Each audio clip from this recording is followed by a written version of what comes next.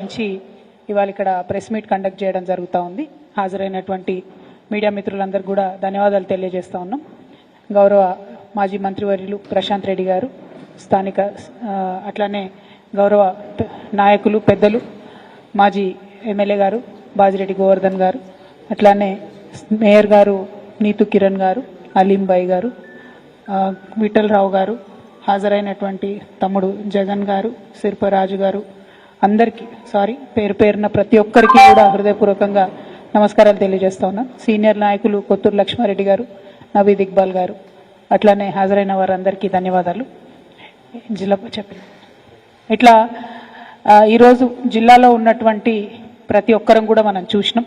సంక్రాంతి సందర్భంగా చాలా మంచి పని చేస్తున్నామని చెప్పి ఒక అనౌన్స్మెంట్ చేసి మన ఎంపీ గారు ధర్మపురి అరవింద్ గారు, పీయూష్ గోయల్ గారు, అట్లానే బండి సంజయ్ గారు, మరి ఇక్కడ జిల్లాలో ఉన్నటువంటి ఇద్దరు బీజేపీ ఎమ్మెల్యేలు అందరూ కూడా కలిసి సంక్రాంతి రోజు పసుపు బోర్డు ప్రకటించడం జరుగుతూ ఉన్నది. పసుపు బోర్డు ప్రకటనను మనస్ఫూర్తిగా మేము స్వాగతిస్తూ ఉన్నాం. ప్రకటించినటువంటి విధానం పట్ల డెఫినెట్గా అభ్యంతరాలు ఉన్నాయి. కేవలం ఒక బీజేపీ పార్టీ కార్యక్రమంలా చేసినారు తప్పితే కేంద్ర ప్రభుత్వం, రాష్ట్ర ప్రభుత్వంలో ఉన్నటువంటి ప్రజాప్రతినిధులందరినీ ఇన్వాల్వ్ చేసే విధంగా కార్యక్రమం చేయకపోవడం కొంచెం బాధాకరం. ఎందుకంటే ఏ ఒక్క ప్రోటోకాల్ కానీ పద్ధతిని కానీ పాటించకుండా బీజేపీ మంత్రులు, బీజేపీ ఎమ్మెల్యేలు కూర్చొని, బీజేపీ ఎంపీ కూర్చొని మరి అనౌన్స్మెంట్ చేయడం జరిగింది. రాష్ట్ర ప్రభుత్వంలో ఉండే వ్యవసాయ శాఖ మంత్రిని కానీ, ఎట్లాగే జిల్లాలో ఉన్నటువంటి స్థానిక ప్రజాప్రతినిధులమైనటువంటి మా ఎవరిని కూడా ఇన్వాల్వ్ చేయకపోవడం కొంచెం బాధాకరమే. ప్రజలు కూడా ఈ విషయాన్ని గమనించారని చెప్పి నేను భావిస్తూ ఉన్నాను. ఇవాళ పసుపు బోర్డు గురించి చాలా విషయాలు ఆ రోజు మాట్లాడడం జరిగింది. నిజానికి ఈ పసుపు బోర్డు ఆలోచన చేసినప్పుడు 2014 కన్నా ముందు, ఎన్నికలకు వెళ్లే ముందు నేను పసుపు రైతులందరితో మాట్లాడినప్పుడు ఆల్రెడీ 15-20 ఏళ్ల నుంచి మేము ఉద్యమాలు చేస్తూ ఉన్నాం, కానీ ఎవరు కూడా పట్టించుకుంటలేరు. అప్పటికే అధికారంలో ఉన్నటువంటి 10 ఏళ్ల నుంచి అధికారంలో ఉన్న కాంగ్రెస్ పట్టించుకోలేదు.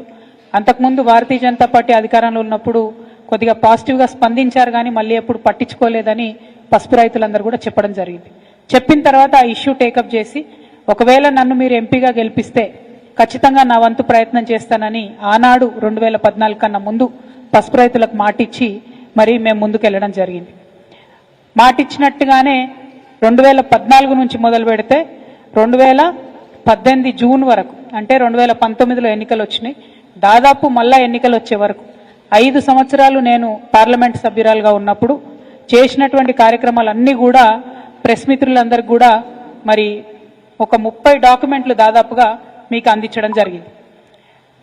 ఎంపీగా నేను మే 16 నాడు ఎన్నికైతే నెల లోపలనే, అంటే 12 జూన్ 2014లోనే అప్పుడు నిర్మలా సీతారామన్ గారు కామర్స్ మంత్రి గారు ఉన్నారు, వారికి ఉత్తరం రాయడంతో ప్రారంభిస్తే ఆనాటి నుండి ప్రధానమంత్రి గారిని 2 సార్లు కలవడం, స్పైసెస్ పార్క్ ఒక పక్క పసుపు బోర్డు కోసం ప్రయత్నం చేస్తూనే ఇంకొక పక్క పసుపు ఆధారంగా రావాల్సినటువంటి పరిశ్రమల కోసం మాట్లాడుతూ ఈ దేశంలోకి పసుపు బాగా దిగుమతి అవుతున్నది, దానివల్ల పసుపు రైతులు నష్టపోతా ఉన్నారు, దిగుమతులు అన్నీ ఆపాలని చెప్పి ఇంకొక పక్క డిమాండ్ చేస్తూ పసుపు బోర్డుతో పాటు పసుపుకు మద్దతు ధర 15,000 రూపాయలు ఇవ్వాలని చెప్పి డిమాండ్ చేస్తూ ఒక త్రిముఖ వ్యూహంతో నేను 5 ఏళ్లు అలుపెరగని పోరాటం చేసిన విషయాన్ని నిజామాబాద్ జిల్లా రైతులందరూ కూడా నేను గుర్తు చేస్తా ఉన్నాను.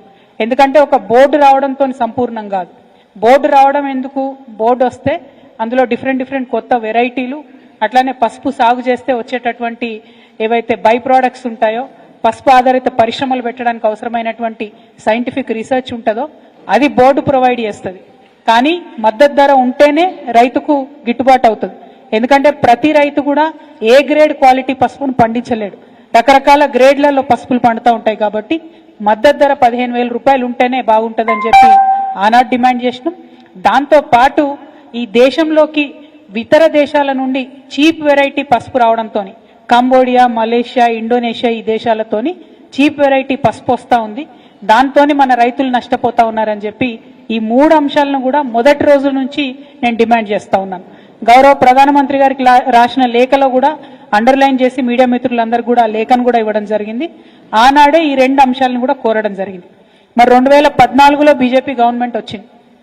ఆనాడు ఉన్నటువంటి పసుపు ఇంపోర్ట్తో చూసుకుంటే, పసుపు దిగుమతులు ఈ దేశంలోకి చూసుకుంటే, ఇవాళ కంపేర్ చేసుకుంటే డబుల్ అయిన ఇంపోర్ట్స్. నిజంగానే పసుపు పట్ల శ్రద్ధ ఉన్న ప్రభుత్వం అయితే ఇంపోర్ట్స్ని కంట్రోల్ చేయాలని 10 ఏళ్ల నుంచి మేము మొత్తుకుంటా ఉంటే ఏనాడు కూడా దాని మీద దృష్టి పెట్టలేదు. దిగుమతులు అంటే వేరే దేశాల నుంచి మనకు చేసుకునేటటువంటి దిగుమతులు, వాటి మీద శ్రద్ధ పెట్టలేదు. 2014లో 8 లక్షల క్వింటాలు ఉంటే ఇప్పుడు దాదాపుగా డబుల్ అయినటువంటి పరిస్థితి దిగుమతులది ఉన్నది. ఆ నంబర్స్ అన్ని కూడా మీకు నేను షేర్ చేయడం జరుగుతుంది. ప్రతి సంవత్సరం పెరుగుకుంటూ పోయింది తప్ప తగ్గలేదు. నిజంగా పసుపు మీద శ్రద్ధ పెట్టేటటువంటి వాళ్ళైతే పాలిటిక్స్ కోసం పసుపు బోర్డు కాకపోతే పసుపు దిగుమతులను వెంటనే కంట్రోల్ చేయాలని చెప్పి నేను భారతీయ జనతా పార్టీని డిమాండ్ చేస్తా ఉన్నాను. రెండవది, మీరు నిజంగానే పాలిటిక్స్ కోసం ఏదో కంటి తుడుపుగా పసుపు బోర్డు ఏర్పాటు చేసిన వాళ్ళు కాకపోతే పసుపు బోర్డుతో పాటు ఇమీడియట్గా పసుపుకు మద్దతు ధర 15,000 రూపాయలు ఇవ్వాలని చెప్పి కూడా నేను డిమాండ్ చేస్తా ఉన్నాను. మరి గౌరవ ఎంపీ గారు అనేక మాటలు మాట్లాడింది. ఆయనకు అలవాటే వెకిల్ మాటలు మాట్లాడడం, ఆయనకు అలవాటే బాధ్యత రాహిత్యంగా మాట్లాడడం. కాకపోతే 2014లో మేము ఎప్పుడైతే ఈ పసుపు బోర్డు డిమాండ్ పెట్టినామో అప్పుడు ఈ ఎంపీ గారు రాజకీయాలలో కూడా లేరు. ఆనాడు కాంగ్రెస్ పార్టీలో ఉన్న వారి తండ్రి వెనుక ఉన్నటువంటి బిడ్డగా ఉన్నాడే తప్పితే ఆయన రాజకీయాలలో కూడా లేరు. 2019లో పోటీ చేసినప్పుడు బాండ్ పేపర్ రాసిచ్చి 5 రోజులలో పసుపు బోర్డు తీసుకొస్తామని చెప్పిండ్రు. ఆ తర్వాత ఏం చేసిండ్రు, పసుపు బోర్డు కాదు స్పైసెస్ బోర్డే చాలా బాగుంటుంది అని చెప్పడం జరిగింది. మరి ఈ స్పైసెస్ బోర్డు కూడా ఈ ఎంపీ గారు తీసుకొచ్చిండ్రా? తీసుకురాలే. నేను ఎంపీగా ఉన్నప్పుడు మా ఎమ్మెల్యేలందరం ఒక 5-6 ముఖ్యమంత్రుల దగ్గరికి పోతే, ప్రధానమంత్రి గారిని 2 సార్లు కలిస్తే, అప్పుడున్నటువంటి కామర్స్ మినిస్టర్ నిర్మలా సీతారామన్ గారిని, తర్వాత సురేష్ ప్రభు గారు ఎంటబడితే రీజనల్ పసుపు బోర్డు అనేటటువంటిది మా ప్రభుత్వ హయాంలోనే అన్న మంత్రి గారుగా ఉన్నప్పుడే, మనము ఆనాడు ఆర్టీసీ చైర్మన్గా బాజిరెడ్డి గారు ఉన్నప్పుడే ఇక్కడ సపరేట్గా ఒక ప్లేస్ ఇచ్చి, హైడ్రాలజీ డిపార్ట్మెంట్ దగ్గర ఒక ప్లేస్ ఇచ్చి దాంట్లో స్పైసెస్ బోర్డుని మనం పెట్టడం జరిగింది. అది కూడా నా గొప్పతనమైన ఇవాళ అరవింద్ గారు మాట్లాడడం నిజంగా హాస్యాస్పదం. ఇంకో మాట ఏమన్నాడు ఆయన, స్పైసెస్ బోర్డు బెంజ్ కారు లాంటిది, పసుపు బోర్డు అంబాసిడర్ కారు లాంటిది. ఆనాడు అంబాసిడర్ కారు కోసం బాండ్ పేపర్ రాసిచ్చిన, కానీ మోడీ గారు నాకు బెంజ్ కారు ఇచ్చిండు ఆయన. కాబట్టి నిజామాబాద్ జిల్లా ప్రజలందరూ కూడా ఆనందంతో ఉత్సవాలు చేసుకోవాలని ఆనాడు చెప్పారు. మరి అలా పసుపు బోర్డు ఎందుకు ఇచ్చినట్టు? ఒకవేళ ఆల్రెడీ బెంజ్ కారు ఉంటే మళ్ళీ అంబాసిడర్ కారు ఎందుకు ఇచ్చినట్టు? అంటే ఈ వైరుధ్యం ఏంది? మీరు మాట్లాడే మాటలలో అన్ని వీడియో రికార్డ్స్ ఉన్నాయి. ఇవాళ రేపు నేను మాట్లాడలే మీరు తొండి అంటున్నారని కూడా లేదు. ఆయన ట్విట్టర్లోనే, ఆయన ఫేస్బుక్లోనే మొత్తం అన్ని వీడియోస్ కూడా ఉన్నాయి. ఏది అరవింద్ గారు వేస్ట్, పసుపు బోర్డు కాలం అయిపోయింది, పసుపు బోర్డు కాలం చెల్లిపోయింది, పసుపు బోర్డుతో అయ్యేది లేదు పోయేది లేదు, కాబట్టే స్పైసెస్ బోర్డు చాలా బాగుందని ఆయన బాకా ఊదిన వీడియోలు అన్నీ కూడా ఉన్నాయి. మరి దాన్ని ఏమంటారు అన్నటువంటిది ఇవాళ బీజేపీ పార్టీ చెప్పాలి. ఎప్పటికప్పుడు ఆనాటి మందమే మాట్లాడి తప్పించుకొని తిరుగుదామంటే ప్రజలు ప్రతి ఒక్క విషయాన్ని గమనిస్తారన్న విషయం రాజకీయాల్లో ఉన్న ప్రతి ఒక్కరం కూడా చూసుకోవాలి. హుందాగా మాట్లాడాలి. మీరు పసుపు బోర్డు తీసుకొచ్చారు, సంతోషం, వెల్కమ్ చేస్తున్నాం. చాలా సంవత్సరాల డిమాండ్, మంచిది, ఇబ్బంది లేదు. కానీ పసుపు బోర్డు ఒక్కటే అంతిమ సొల్యూషన్ కాదు. దీనికి త్రిముఖ వ్యూహం ఉండాలి. ఆ త్రిముఖ వ్యూహంలో ఇంకొకటి, ఖచ్చితంగా పసుపుకు మద్దతు ధర రావాలి. మూడవది, మన దేశంలోకి వచ్చేటటువంటి పసుపు దిగుమతులన్నీ కూడా ఆగిపోవాలి. ఇంకొక విషయం, ఇప్పుడున్నటువంటి కాంగ్రెస్ పార్టీ ప్రభుత్వాన్ని కూడా మేము డిమాండ్ చేస్తూ ఉన్నాం. మేము అధికారంలో ఉన్నప్పుడు గౌరవ పెద్దలు కేసీఆర్ గారు పార్లమెంట్లో మేము 2015లో మాట్లాడి, మరి మాకు స్పైసెస్ పార్క్ ఇవ్వండి, పసుపు ఆధారిత పరిశ్రమలకు అవకాశం ఇవ్వండి అంటే ఆనాడు కేంద్రం రాసిన ఉత్తరం ఉంది, మేము డబ్బులు ఇవ్వము, మీరే డబ్బులు పెట్టుకోండి, మీరే ల్యాండ్ ఇవ్వండి, మీరే పరిశ్రమలు తెచ్చుకోండి అని వాళ్ళు చేతులు దులిపేసుకున్నారు. కేవలం మేము స్పైసెస్ బోర్డు నుంచి మీకు డిపిఆర్ చేసిస్తాం, ప్లాన్ చేసిస్తామని చెప్తే వేల్పూర్ దగ్గర ప్రశాంత్ రెడ్డి గారి ఆధ్వర్యంలో ఆనాడు 42 ఎకరాలు మేము తీసుకొని స్పైస్ పార్క్కి ల్యాండ్ ఇవ్వడం జరిగింది. దాన్ని స్పైసెస్ బోర్డు ఇచ్చినటువంటి డిపిఆర్ ప్రకారం కంప్లీట్గా అభివృద్ధి చేయడం కూడా జరిగింది. ఇప్పుడు ఉన్నటువంటి కాంగ్రెస్ ప్రభుత్వాన్ని మేము చేసే డిమాండ్ ఏంటంటే, అక్కడికి పరిశ్రమలు తీసుకొని రండి, మీరు అక్కడికి పసుపు ఆధారిత వ్యవసాయ ఆధారిత పరిశ్రమలు తీసుకొని రండి. దాని ద్వారా నిజామాబాద్ జిల్లా యువకులందరికీ కూడా ఉద్యోగాలు వచ్చేటటువంటి ఆస్కారం ఉంటుంది. మరి ఇప్పుడు ఉన్నటువంటి ఎంపీ గారిని కూడా డిమాండ్ చేస్తూ ఉన్నాం. నేనేదో రైలు తెచ్చినా, నేను రైలు తెంగానే ధర డబుల్ అయింది, త్రిబుల్ అయింది అని చెప్పి మరి గాలి మాటలు మాట్లాడుతూ ఉన్నారు. పసుపు ధర ప్రతి 3వ సంవత్సరం పసుపు ఎవరు ఏం చేసినా చేయకున్నా బంగారం లెక్క పసుపు ధర పెరుగుతుంది. దాంట్లో ఎవరు చేసేదేం లేదు. కానీ ఎప్పుడైతే డిమాండ్ ఉండదో ఆ సంవత్సరంలో రైతులు మనం ఆదుకోవాల్సినటువంటి అవసరం ఉంటుంది. కాబట్టే మినిమం సపోర్ట్ ప్రైస్ తీసుకురావాల్సిందిగా ఎంపీ గారిని నేను డిమాండ్ చేస్తా ఉన్నాను. అట్లానే జక్రాన్పల్లిలో అన్న పెద్దన్న బాజిరెడ్డి అన్న గారి ఆధ్వర్యంలో 800 ఎకరాల భూమిని మేము సేకరించి కంప్లీట్గా ఎయిర్పోర్ట్కి సూటబుల్ కండిషన్స్ అన్నీ కూడా క్రియేట్ చేసి దానికి మా ప్రభుత్వం నుంచి లేఖ కూడా రాసినాం. కేసీఆర్ గారు ముఖ్యమంత్రిగా ఉన్నప్పుడే ఎన్ఓసి కూడా రావడం జరిగింది దానికోసం. మరి ఇప్పుడు అక్కడ ఎయిర్పోర్ట్ తీసుకొని రావాల్సిందిగా ఎంపీ ధర్మపురి అరవింద్ గారిని నేను డిమాండ్ చేస్తా ఉన్నా. ఎయిర్పోర్ట్ వస్తే పసుపు బాగుపడుతుంది, రైలు వస్తే పసుపు బాగుపడుతుంది అని అనేక మాటలు నిన్న తను ప్రెస్ మీట్లో చెప్పిండ్రు. వెల్కమ్ చేస్తా ఉన్నాం మీ థింకింగ్ ప్రాసెస్ని, కానీ వాటిని పరిపూర్ణం చేయండి. కేవలం వాటిని ఎన్నికల హామీగా మిగిల్చి మరి జిల్లా రైతాంగాన్ని మోసం చేయొద్దు అని చెప్పి భారతీయ జనతా పార్టీని మేము డిమాండ్ చేస్తూ, మేము చేసినటువంటి ప్రతి ఒక్క ఎఫర్ట్ని కూడా మీకు దాదాపుగా 30 పైచిలకు డాక్యుమెంట్స్ ఉన్నాయి. మేము వివిధ ముఖ్యమంత్రులతోని తిరిగి తీసుకొచ్చినటువంటి ఉత్తరాలు, మేము బిల్డ్ చేసినటువంటి ప్రెషరు, దాంతోపాటు పార్లమెంట్లో ఆనాడే ఒక ప్రైవేట్ మెంబర్స్ బిల్లు కూడా మనం పెట్టడం జరిగింది. మరి దీంట్లో ఉన్నటువంటి అంశాలేవి కూడా ఇప్పుడు పసుపు బోర్డు ఏర్పాటు చేసిన దాంట్లో లేకపోవడం శోచనీయం.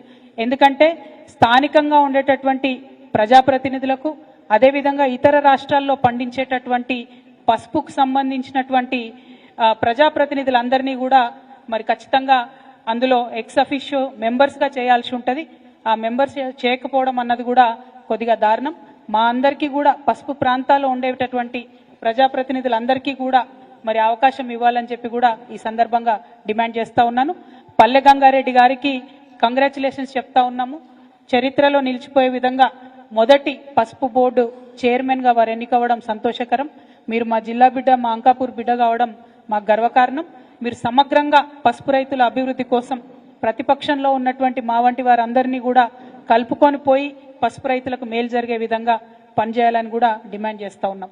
మరి బాబా రామ్దేవ్ గారు బీజేపీతోని చాలా అనుబంధంగా ఉండేటటువంటి వ్యక్తి. వారి దగ్గరికి మేము హిమాచల్ ప్రదేశ్ కూడా 2 సార్లు వెళ్ళి రిక్వెస్ట్ చేసి వారి సీఈఓ బాలకృష్ణ గారిని కూడా నిజామాబాద్కి తీసుకొచ్చి ఇక్కడ పరిశ్రమలు పెట్టమని కోరడం జరిగింది.